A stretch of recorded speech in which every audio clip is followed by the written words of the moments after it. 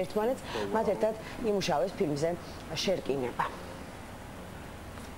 და გადმოვინაცვლოთ საქართველოში, სადაც სამი სერბი ბაიკერია ჩამოსული, ერთ-ერთი მათგანი ფოტოგრაფია, მეორე ტელერეჟისორი. ამიტომ რა გასაკვირია, რომ ისინი საკუთარ მოგზაურობას ფირზე აღბეჭდავენ და აქცევენ ფილმად, რომელიც სერბეთის ერთ-ერთ ტელეარხზე გავა. მოგზაურები პირველ ღამეს ქუთაისის პოლიციამ შეიფარა, შემდეგ ბათუმის, თბილისში კი უცხოელ ბაიკერებს მოტოკლუბ კამელოტის დამფუძნებლები მასპინძლობენ. რუმინეთისა და დსთ-ის რამდენიმე ქვეყნის გავლით საქართველოში, ქვეყანაში, რომელზეც რუსეთში კარგად გვარიანად დააშინეს.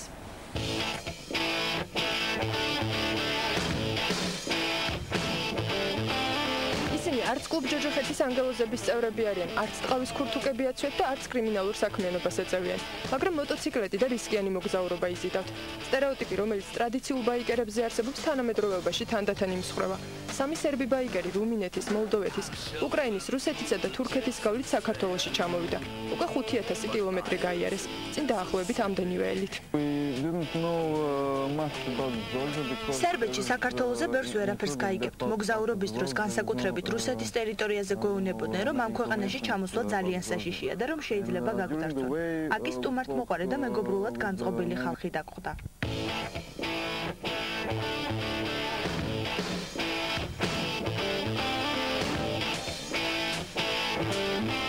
ქართველი ბაიკერები ჯერ ინტერნეტით გაიცნეს. მოგზაურობის სურვილი 1 წლის წინ გაუჩნდათ. სერბეთიდან კი 1 თვის წინ ჩამოვიდნენ. პროფესიით ფოტოგრაფი, ტელერეჟისორი და ელექტროტექნიკოსი თავიანთი მოგზაურობის შესახებ დოკუმენტურ ფილმსაც იღებენ.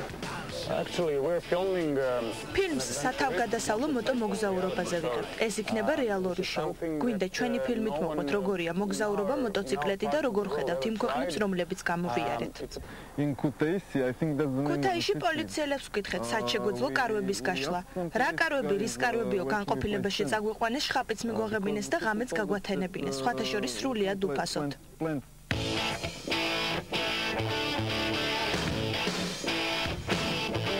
ერთადერთი რაც თბილისში არ მოსწონთ გადატვირთული მოძრაობა და გზებია.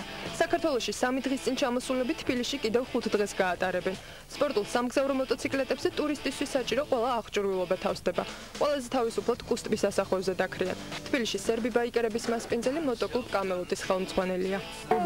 ფუნქციონირებდა, როდესაც ასე თქვათ, თავის საქმეს წესიერ აკეთებდა, მაშინ ყველა ბაიკერი თითქმის ვინც საქართველოს გადიოდა ვიკავშირდებოდა და ეს ბაიკერული ტრადიციაა უბრალოდ, რომ ჩვენ მასპინძლობთ მათ.